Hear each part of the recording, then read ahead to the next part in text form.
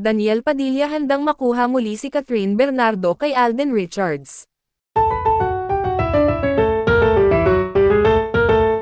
Daniel Padilla, desperadong makuha muli si Catherine Bernardo mula kay Alden Richards.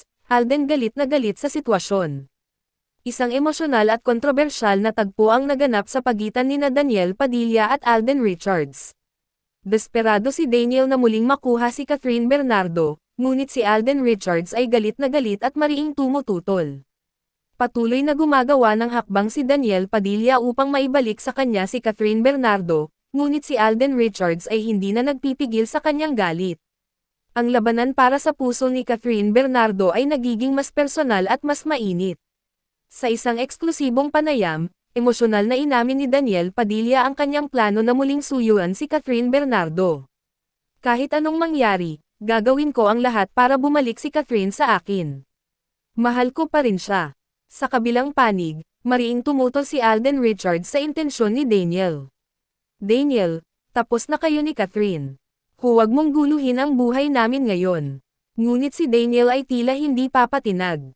Hindi ako titigil, Alden. Alam kong may nararamdaman pa rin si Catherine para sa akin. Habang umiinit ang sitwasyon, naging matapang si Catherine upang harapin si Daniel. Daniel, tama na. Tigilan mo na kami ni Alden. Wala nang babalikan sa atin. Sa kabila ng pahayag ni Catherine, tila hindi pa rin nawawala ang pag-asa ni Daniel. Catherine, alam kong mahal mo pa rin ako. Hindi mo maitatanggi yan. Daniel, tanggapin mo na ang totoo. Masaya na ako kay Alden, at hindi ko na kayang saktan pa ang sarili ko. Habang patuloy ang pagtatalo nina Catherine at Daniel, hindi na napigilan ni Alden ang kanyang emosyon. Daniel, kung mahal mo talaga si Catherine, igalang mo ang desisyon niya.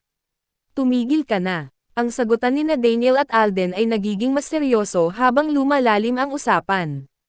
Ikaw ang dahilan kung bakit kami nagkahiwalay, Alden. Huwag mong sabihin sa akin na wala kang kasalanan. Huwag mong isisi sa akin ang nangyari sa inyo. Catherine ang pumili sa akin, at dapat mong tanggapin yan. Sa kabila ng lahat, nanatiling matatag si Alden sa pagtatanggol sa kanilang relasyon ni Catherine. Daniel, kung talagang mahal mo si Catherine, palalayain mo siya. Hindi ko kayang palayain siya. Mahal ko siya, at gagawin ko ang lahat para mabawi siya. Ang sitwasyon ay nagiging mas komplikado habang ang emosyon ng tatlong personalidad ay patuloy na umaapaw. Daniel, huwag mo na kaming pahirapan. Mas mabuti kung mag-move on ka na. Ngunit si Daniel ay tila hindi pa rin tumitigil sa kanyang layunin. Catherine, kahit anong mangyari, hihintayin kita. Hindi ako susuko. Samantala, si Alden ay nanindigan na hindi niya hahayaang masira ang kanilang relasyon ni Catherine. Daniel, kahit anong gawin mo, hindi mo kami kayang paghiwalayin. Tanggapin mo na ang pagkatalo mo. Ang tensyon sa pagitan nina Daniel at Alden ay umabot na sa puntong hindi na kayang itago ang galit. Alden, wala kang karapatan na agawin si Catherine sa akin. Daniel, tumigil ka na. Hindi mo na mababawi si Catherine dahil siya mismo ang pumili sa akin.